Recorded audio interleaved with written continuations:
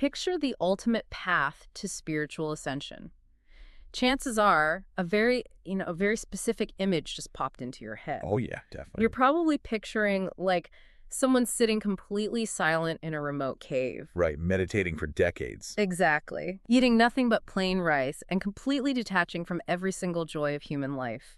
I mean, we're so conditioned to believe that spiritual growth is this grueling, austere, and just incredibly serious thing. Yeah, the traditional narrative of enlightenment almost always demands extreme deprivation. You shed your humanity through absolute isolation. Right. To reach the divine, you have to suffer and shut out the world. But imagine a spiritual framework that doesn't ask you to sit in silence at all. Like, instead, it asks you to demolish your old life like an outdated house. Which is quite the visual. It is. And it asks you to joke around, to flirt, to eat watermelon, and to bloom joyfully, even if you're just, a weed in the dirt.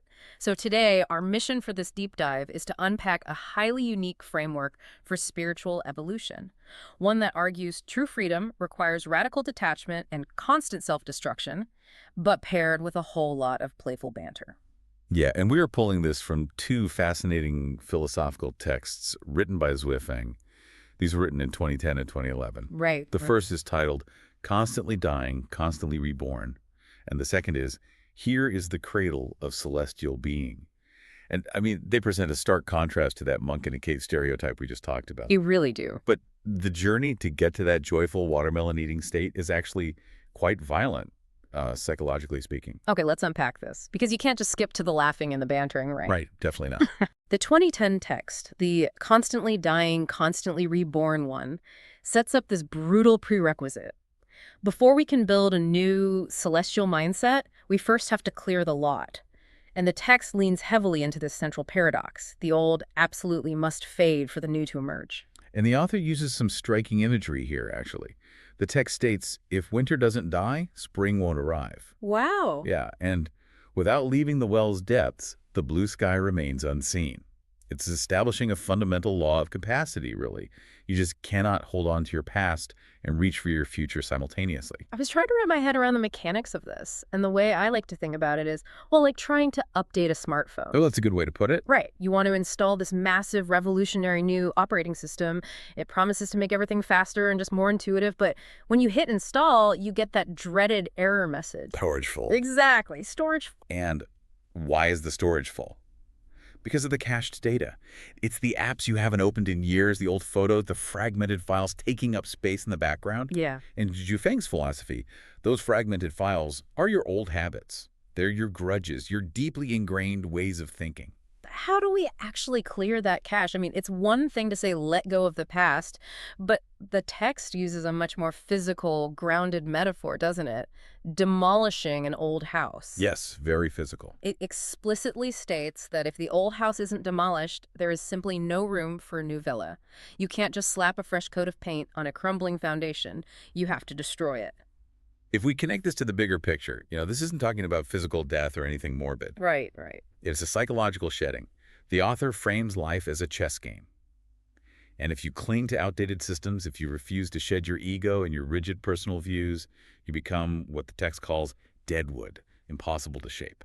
Deadwood. That is a harsh diagnosis. I mean, it implies a total lack of flexibility. Exactly the point. Rigidity prevents you from moving. The text says that this deadwood state leads to stagnation and chaos, and it actually prevents you from crossing high mountains to attain celestial nature. So you're just stuck. Completely stuck. To reach this new horizon, the author insists we have to return to the innocence of infancy. I struggle with that a bit, I have to admit. How so? Well, returning to infancy sounds a little naive, doesn't it? As adults, we rely on our experience to navigate the world. Are we really supposed to just, wipe our memories completely blank? It's less about wiping your memories and more about wiping your preconceived judgments. Think about an infant. They experience the world without an ego protecting a fragile self-image. Oh, I see. Right? They don't have societal customs dictating how they should react to a rainy day or a loud noise. They are entirely open. So the text argues that we have to die to yesterday's self, and specifically die to trivial, mundane things and rigid customs just to achieve that blank slate. So we bring in the bulldozers, we demolish the old house of the ego, we clear the lot, we delete the cache data. Exactly. We are sitting on an empty, infantile foundation. If we actually manage to clear that internal plot of land, What blueprint are we using to rebuild? That brings us directly into the 2011 text. Here is the cradle of celestial being. Now that the lot is clear, the author sharply contrasts the everyday human consciousness we just demolished with the new celestial consciousness we are trying to build. Okay. And to explain how this works, the text establishes a foundational premise about how the universe operates. Right, the three essential elements. The text states that the universe is made of consciousness, structure, and energy. But I have to admit, I got a little lost in the weeds here. How did these three things actually interact? Yeah, it can be a bit dense. Think of energy as the raw fuel of existence, Ah, and structure as the physical or non-physical shape that existence takes. okay. Fuel and shape. Right. And consciousness in this framework is the guiding force. The text argues that the entire core of spiritual cultivation is about perfecting your consciousness. So consciousness dictates the rest of it. Exactly. When you elevate your consciousness from human to celestial, you fundamentally alter your life's non-material structure. You are Yeah. literally changing the unseen architecture of who you are. But to know what a celestial architecture looks like, we first have to look at the human architecture. And the text provides a diagnosis of human traits that is honestly a brutal mirror to look into. It really is. It lists jealousy, fear, anger, resentment, selfishness, and arrogance. And it goes much deeper than just listing bad moods. The author dissects the mechanism behind those traits. It points out that humans are fundamentally obsessed with personal gains and losses. Yeah, constantly keeping score. We're constantly analyzing other people's intentions, fixating on their flaws, and projecting our own insecurities onto them. This specific line really hit home for me. It said, human hearts lack peace because they are overly sensitive to others' words, fearing harm. That's a powerful line. Right, because we spend immense amounts of energy decoding an offhand comment from a coworker or a weirdly punctuated text message. And the author argues that humans judge everything by their own values and interests, using themselves as the absolute standard for what is right or wrong, beautiful or ugly. Now contrast that paranoid, self-centered architecture with the celestial traits. Celestial beings radiate joy and truth. They just don't have that anxiety. None of it. They are completely unconcerned with personal gains or losses, and crucially, they do not measure others by their own internal standards. Wow. Yeah, seeing someone else's joy genuinely brings them joy. Their non-material structure is clear, uncluttered by the anxious, defensive mechanisms of the human mind. And to illustrate this, the text uses this beautiful botanical metaphor. It says a celestial being has no attachments, they just flow naturally. Whether they are peonies, hibiscus weeds, or dogtail grass, they bloom joyfully, expressing their true selves fully. I love that image. Me too. They don't care about shifting winds or how they are perceived by the other plants. All right, the dogtail grass doesn't look at the peony, feel a spike of jealousy, and try to change its petals. It just focuses on being the most joyful dogtail grass possible. Here's where it gets really interesting, and I have to push back hard on this on behalf of anyone listening right now. Go for it. It sounds poetic on paper. Be the dogtail grass. Bloom joyfully. But let's put this in the real world. Let's say you're at work and a colleague blatantly steals credit for a massive project you completed. Okay, very human scenario. Right, and they get the promotion instead of you. If you just bloom joyfully and don't care about personal loss, aren't you just being a doormat? I mean, isn't this philosophy just asking us to embrace toxic positivity while the world walks all over us? This raises an important question. Right. And it's actually the most common trap when interpreting Eastern philosophical detachment. Oh, really? Yeah. The text isn't telling you to suppress your anger or paste a fake smile on your face while you seethe internally. That's just performing. The author specifically focuses on looking beyond appearances to understand a person's inner non-material structure. Okay, so it's not about the outward behavior alone. Your reactions to daily annoyances aren't things you should fake. They are a diagnostic tool to show you what your structure currently is. So if my coworker steals my idea and I feel that intense burning desire for revenge, that's just the diagnostic engine light turning on, telling me I'm operating in human consciousness. Precisely. In that moment, your ego, your yesterday's self, feels threatened because it relies on external validation and career progression for its identity. Right, because my ego thinks I need that promotion to be valuable. Exactly. If you had truly demolished that old house, the non-material structure of your consciousness wouldn't register the stolen credit as an existential threat. A celestial consciousness might calmly address the factual error with the boss without a drop of malice, or they might simply move on, knowing their internal joy isn't tethered to a corporate hierarchy. That is a huge difference. It is the difference between pretending you don't care and fundamentally, structurally, actually not caring. Okay, I see the distinction. You aren't suppressing the human reaction, you are changing your operating system so the human reaction doesn't generate in the first place. Exactly. But that sounds impossibly difficult. If the goal is to shift from this anxious, protective human state to this joyful, unbothered celestial state, how do you practice that? I mean, my first instinct would be to isolate myself. Go to a cabin, get away from the coworkers who steal credit, and practice being a weed in silence. You'd think so, given the history of asceticism we talked about earlier. Mhm. But the 2011 text introduces a highly specific, very unexpected environment for this practice. It introduces the Lifechanyuan second home. I need some clarity on this. What exactly is the second home? Is it a physical place or a state of mind? The text describes the second home as a spiritual and soulful home that replicates the living model of the thousand-year world and the heavenly kingdom. That's quite a title. It is. In the context of Suifeng's teachings, it represents a communal space, whether conceptualized by the reader or physically modeled by followers, where the traditional rules of human society are entirely suspended.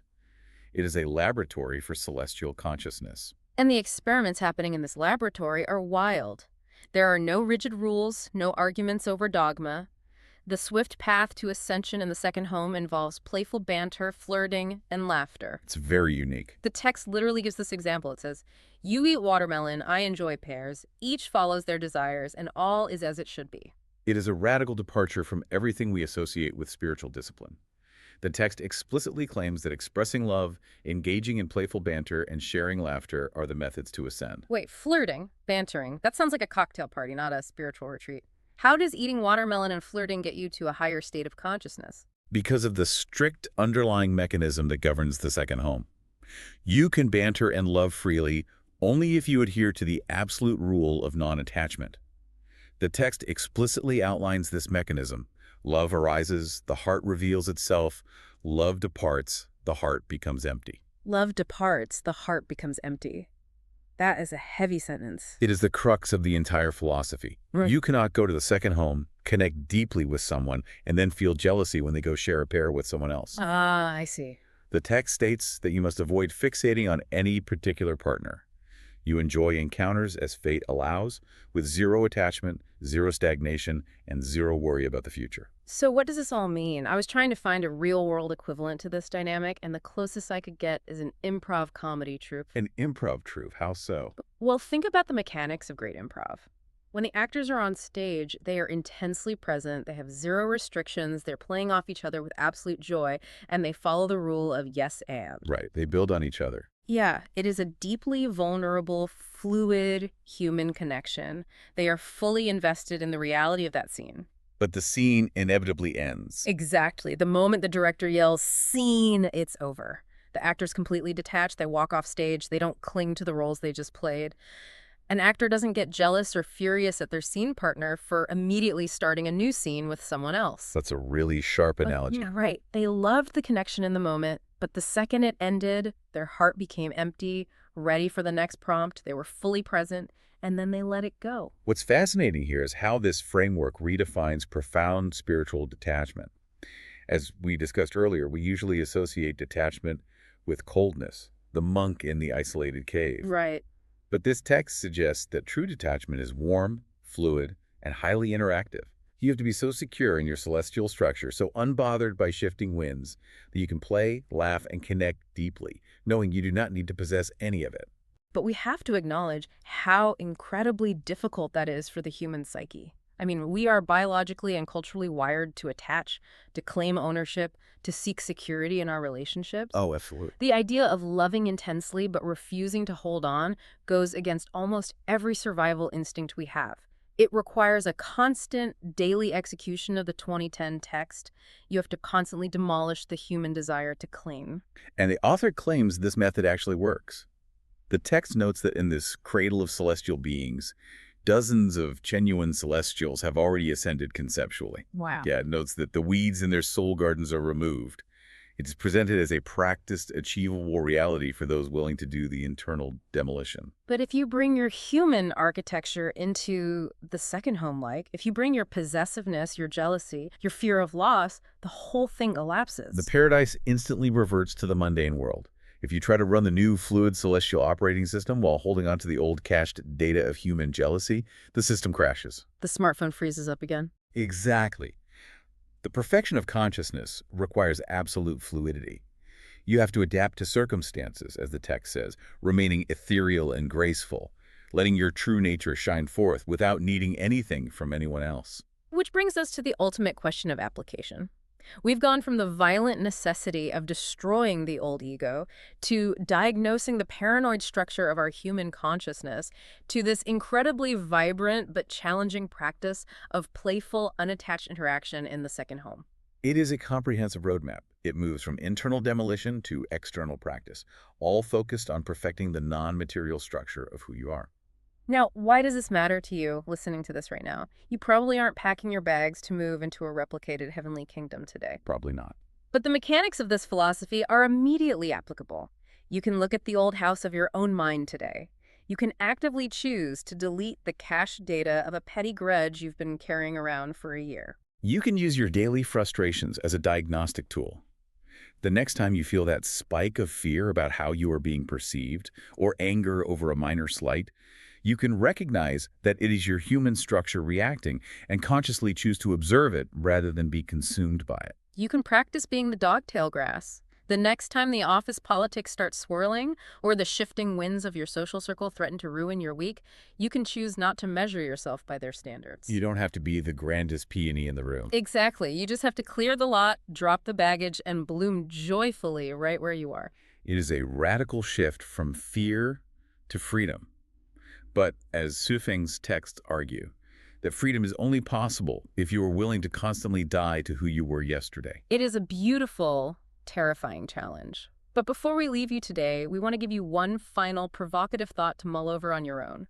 We started this deep dive by contrasting the isolated monk with the joyful soul playing games and eating watermelon. This philosophy argues that true celestial ascension requires treating life as a fluid, playful game, where we connect and love intensely in the moment, but absolutely refuse to form any lasting, clinging attachments. The ultimate test of love departs, the heart becomes empty. Right. So here's the question for you.